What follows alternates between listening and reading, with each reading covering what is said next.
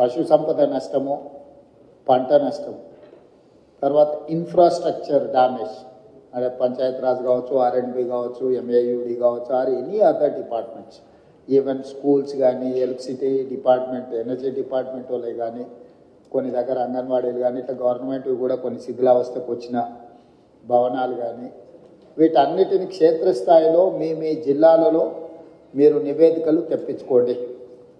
దాంట్లో ప్రజాప్రతినిధుల సహకారం కూడా తీసుకోండి. నా సూచన ప్రజాప్రతినిధులకు కూడా చాలా అంశాలు మీ దృష్టిలో ఉంటాయి. ప్రజలు కూడా మీ దగ్గరికి తీసుకొస్తుంటారు, ఎమ్మెల్యేలకు, ఎంపీల దగ్గరికి. మీరు కూడా వాటిని ఒక నివేదిక రూపంలో కలెక్టర్లకు పంపించండి. దాంతోనే ఏమవుతారంటే మాకు ఒక రిపోర్ట్ తయారు చేసి డిజాస్టర్ మేనేజ్మెంట్ నుంచి కూడా గవర్నమెంట్ ఆఫ్ ఇండియాకు నివేదిక ఇవ్వడానికి అవకాశం ఉంటుంది. కాబట్టి సంబంధిత అధికారికి అరవింద్ కుమార్ గారు కూడా నా సూచన, ఏ ఫార్మేట్లో మీకు పంపాలనో ఒక పర్మనెంట్ ఫార్మేట్, వాళ్ళకు ఒక డైరెక్షన్ ఇవ్వాలి. ఇప్పటి వరకు మనం ఎప్పుడు పెద్ద క్లెయిమ్ చేసుకోలేదు కాబట్టి అధికారులు ఆ ఫార్మేట్లో పనిచేసే విధానాన్ని మర్చిపోయారు.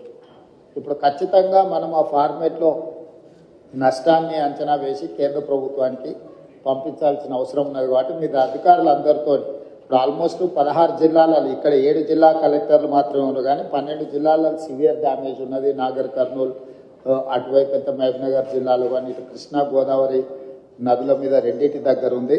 నా సూచన ఇన్ఛార్జి మంత్రులకు కూడా ఆయా జిల్లాలలో మీరు సమీక్ష చేసుకొని లోకల్ ఎలక్టెడ్ రిప్రజెంటేటివ్స్తో ఒక మీటింగ్ ఏర్పాటు చేసుకొని ఆ కలెక్టర్లను కూడా నివేదికలు తయారు చేయమని చెప్పి, దాన్ని ఓవరాల్గా రెవెన్యూ మినిస్టర్ గారు, disaster management comes under revenue, మీరు అందరు మంత్రులతోని సంబంధిత అధికారులతోని మీరు తక్షణమే సమీక్ష చేసుకొని నివేదికలు సిద్ధం చేయండి.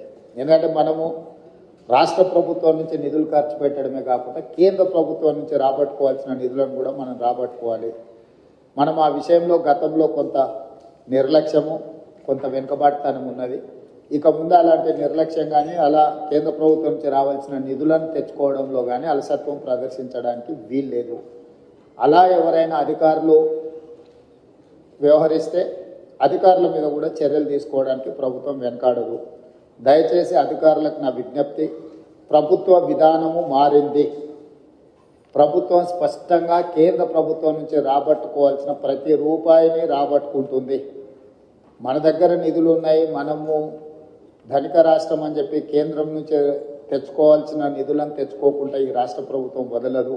కాబట్టి ఎంత డ్యామేజ్ అయితే అంత కంప్లీట్గా అసెస్ చేయండి. బ్రిడ్జ్లు, అక్కడక్కడ లోకాజ్ వేలు, ఇప్పుడు చూస్తే 100 ఫీట్ రోడ్లే కొట్టుకొని పోయినాయి.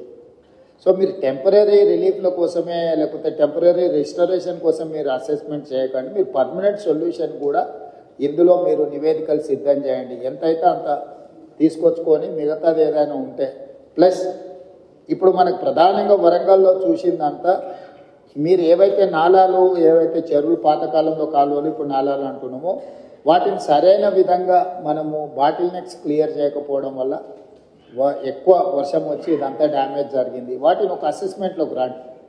ఎన్ని క్యూసెక్స్ వాటర్ పోతుంది, ఎంత కావాలి, ఎక్కడైనా ఏమైనా ఎంక్రోచ్మెంట్ ఉందా, మీకున్న వరంగల్ చుట్టూతో ఉన్న చెరువులన్నిటిని కూడా ఇది చేసుకొని ఇంటేక్ అవుట్ఫ్లోలు ఇన్ఫ్లోలను కూడా క్యాలిక్యులేట్ చేసుకొని ఎంత వస్తుంది, ఏమవుతుంది అనేది కూడా మీకు ఒక అసెస్మెంట్ ఉండాలి. అసెస్మెంట్ ఉండాలంటే ఇరిగేషన్ డిపార్ట్మెంట్ని కూడా మీరు ఖచ్చితంగా వాళ్ళని మీ పరిగణలోకి తీసుకోవాలి. వితౌట్ ఇరిగేషన్ డిపార్ట్మెంట్ మీరు లోకల్ డిపార్ట్మెంట్స్ రోడ్లు రిస్టోర్ చేసి మున్సిపల్ వాళ్ళు మీ ఏరియాలు చేసినా మళ్ళీ వర్షం వచ్చినప్పుడు, వరద వచ్చినప్పుడు సేమ్ సమస్య అవుతాయి, సేమ్ కొట్టుకొని పోవడానికి అవకాశం ఉంది. కాబట్టి దయచేసి అట్లాంటి వాటికి అవకాశం ఇవ్వకండి.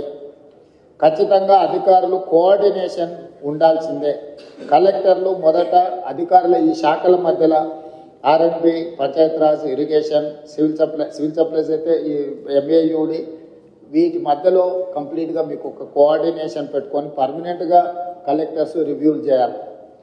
ఒక శాఖకు ఇంకొక శాఖకు మధ్యలో సమన్వయం లేకపోవడం వల్ల కూడా మనకు సమస్యలు ఎక్కువ అవుతున్నాయి. ఒక శాఖ పనులు చేసిపోయిన తర్వాత ఇంకొక శాఖ చేయడం వల్ల కూడా నష్టం జరుగుతుంది. ఎవరు ముందు చేయాలి, ఎవరు తర్వాత చేయాలి అనే దాన్ని కూడా మీకు ప్రణాళిక ఉండాలి. అదేవిధంగా ముఖ్యంగా ఈ చెరువుల నుంచి ఇన్ఫ్లోలు అవుట్ఫ్లోలు క్యాలిక్యులేట్ చేసుకోవాలి. అదేవిధంగా సిటీలో ఎక్కడైతే ఎంక్రోచ్మెంట్స్ ఉన్నాయో, ఎక్కడైతే నాలాలు ఉన్నాయో చెరువులకు వెళ్ళడానికి, వాటిని ఎక్కడైతే బాటిల్ నెక్స్ కబ్జాలకు లోనైనో ఖచ్చితంగా కబ్జాలను తొలగించాల్సిందే. ఎంత వారున్నా ఎవరున్నా ఆ విషయంలో కఠినంగా వ్యవహరించాల్సిందే. కబ్జాలు పెట్టేటోళ్ళు 10 మంది ఉంటే ఈ 10 మంది వల్ల 10,000 ఇళ్ళు కాలనీలలో నీట మునుగుతున్నాయి. వాళ్ళు జీవితకాలం కష్టపడి సంపాదించిందంతా టీవీలు, ఫ్రిడ్జులు, మంచాలు, పిల్లల చదువులు, పిల్లల సర్టిఫికెట్లు, వాళ్ళ సంపద మొత్తం నీళ్ళలో మునుగుతుంది. మనం ఏమి ఇచ్చినా కూడా వాళ్ళకి అంత సహాయం చేయలేము. కాబట్టి దయచేసి ఈ విషయంలో అధికారులు స్పష్టతతో కూడుకున్న నిర్ణయాలు తీసుకొని ముందుకు వెళ్లాల్సిందే. ఇప్పుడు వరదలు తగ్గినాయి కాబట్టి ఇమ్మీడియట్గా పారిశుద్ధ్య కార్యక్రమాలు పనులను ఇమ్మీడియట్గా టేకప్ చేయండి. మొత్తం ఎక్కడెక్కడైతే చెత్త పేరుకుపోయిందో చెత్త క్లీన్ చేయడంతో పాటు శానిటేషన్ పనులను కూడా మీరు తక్షణమే అడ్రస్ చేయాలి. మెడికల్ అండ్ హెల్త్ వాళ్ళు కానీ మిగతా డిపార్ట్మెంట్లు అందరూ కూడా కోఆర్డినేషన్తో మీరు అందరు కలిసి ముందుకు వెళ్లాల్సిందే. వీటన్నిటి రిలేట్ ఏదైతే నివేదికలు ఉన్నాయో డిజాస్టర్ మేనేజ్మెంట్కి ఎప్పటికప్పుడు మీరు నివేదికలు పంపించండి. అదేవిధంగా గతంలోనే ప్రభుత్వం జీవోలు ఇచ్చింది. మనుషులు చచ్చిపోతే ఎవరు చచ్చిపోయినా 5 లక్షల రూపాయల నష్టపరిహారం ఇవ్వడానికి ప్రభుత్వం నిర్ణయం తీసుకున్నది. ఎక్కడెక్కడైతే హ్యూమన్ లాస్ ఉందో వాటన్నిటిని కూడా రికార్డ్ చేసి పోలీస్ అధికారులకు కూడా కమిషనర్స్ అండ్ పోలీస్ డిపార్ట్మెంట్ కూడా నేను ఇన్స్ట్రక్షన్స్ ఇస్తున్నా. అట్లా పోయిన వాళ్ళందరినీ ఇమ్మీడియట్గా ఎఫ్ఐఆర్ చేయండి. కొన్నిసార్లు ఆలస్యంగా వస్తారు. వాళ్ళు ఒకసారి ఫీల్డ్ వెరిఫికేషన్ చేసి ఎఫ్ఐఆర్లు కడితే రేపు ఇందులో వాళ్ళకి నష్టపరిహారం ఇవ్వాలంటే కూడా ఇవన్నీ అవసరం. మీరు ప్రొసీజరల్ ల్యాప్సెస్ కూడా లేకుండా పోలీస్ అధికారులు కూడా వాళ్ళు ఎవరెవరు ఈ వరదలలో చనిపోయినరో తక్షణమే వాళ్ళ వివరాలన్నీ సేకరించి వెంబడే ఎఫ్ఐఆర్ కట్టి దానికి సంబంధించిన నివేదికలు ఇవ్వండి. అదేవిధంగా పశు సంపద ముఖ్యంగా మేకలు కానీ పశువులు కానీ, మేకలు ఇవి చచ్చిపోతే 5,000, ఆవులు బర్రెలు ఈ పెద్దవి ఏవైనా చచ్చిపోతే మనం 50,000 రూపాయలు ఇస్తున్నాం అంతేనారు. సో 50,000 రూపాయలు ఇస్తున్నాం. వాటిని కూడా వెంబడే అంచనా వేసి ఏ ఒక్కరికి కూడా ఇబ్బంది జరగకుండా చూడండి. పంట నష్టం జరిగిన ప్రాంతాలలో చాలా వరకు పత్తి, వరి, చేతికొచ్చిన పంట నష్టము ఇవన్నీ కూడా జరిగినాయి కాబట్టి ఎకరాకు 10,000 రూపాయలు మనం రైతులకు పంట నష్టపరిహారం కూడా ఇవ్వాలనుకుంటున్నాం. తక్షణమే ఆ నీట మునిగిన పొలాలను ఇసుక మేటలు పేరుకున్న దగ్గర మనకు ఎన్ఆర్ఈజిఎస్లో స్పెషల్ ప్యాకేజెస్ ఉన్నాయి. ఆ ఇసుక మొత్తం తొలగించడానికి ఎకరాకు 10,000 కాదు ఎకరాకు 1,00,000 కూడా మనము ఎన్ఆర్ఈజిఎస్లో తీసుకోవచ్చు. కాబట్టి ఎన్ఆర్ఈజిఎస్కు సంబంధించిన పంచాయతీరాజ్ వాళ్ళు కూడా మీరు తక్షణమే దాని మీద దృష్టి పెట్టి అంచనాలు వేసి ఆ ఇసుక మేటలు పేరుకున్న రైతులను ఆదుకోవడానికి కూడా దానికి కావాల్సిన అంచనాలు చేయండి.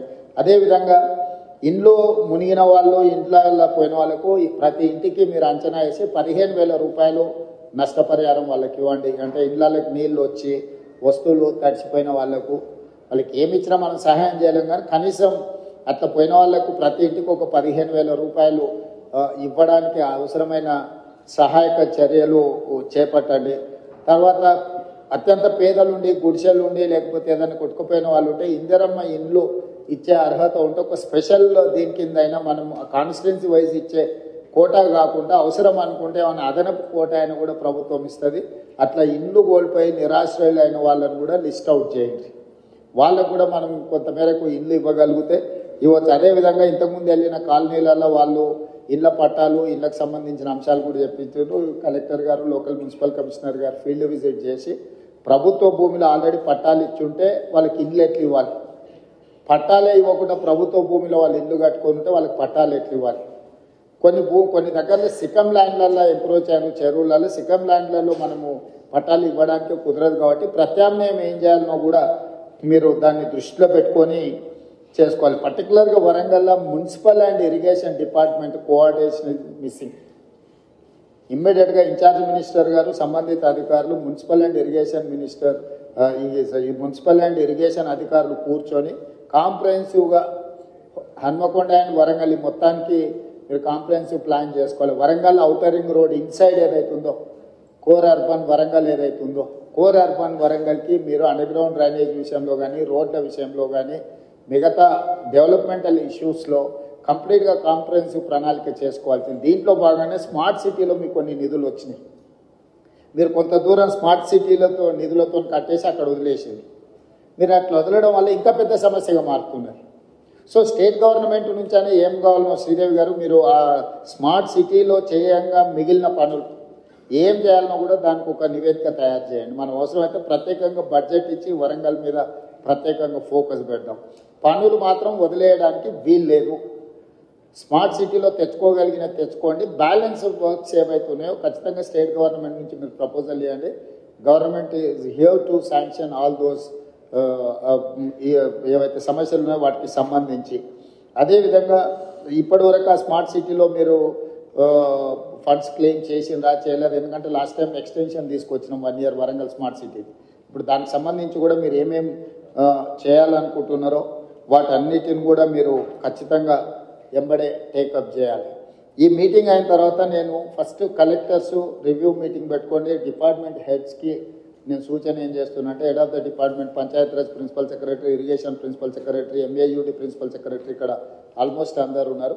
ఫస్ట్ మీ లెవెల్ ఒక రివ్యూ తీసుకొని గ్రౌండ్ లెవెల్ ఒక కోఆర్డినేషన్ ఆఫీసర్స్తో ఒక కోఆర్డినేషన్ ఆఫీసర్స్ కమిటీని ఇచ్చేసి వాళ్ళు కలిసి ఫీల్డ్ విజిట్ చేయాలి.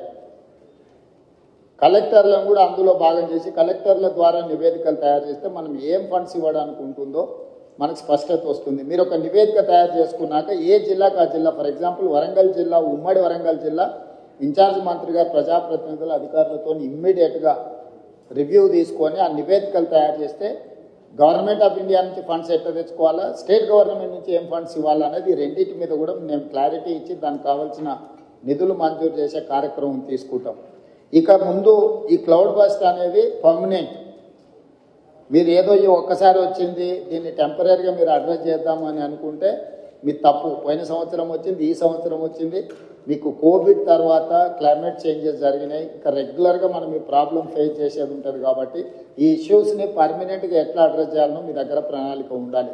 అంటే రిసోర్సెస్ అంటే ఫండ్స్ రిసోర్సెస్ ఎట్లా మనం చేసుకోవాలి, యాక్షన్ ప్లాన్ ఎట్లా చేసుకోవాలి, మీ దగ్గర అందరి దగ్గర కూడా నివేదికలు పెట్టుకొని చేసుకోవాల్సిన అవసరం ఉంది. దీని మీద ప్రత్యేకంగా దృష్టి పెట్టండి. ఎవరైనా అధికారులు ఉన్న నెక్స్ట్ 10-15 days అన్ని సెలవులు రద్దు చేయండి. క్షేత్రస్థాయిలో నివేదికలు తయారు చేయండి. ప్రభుత్వం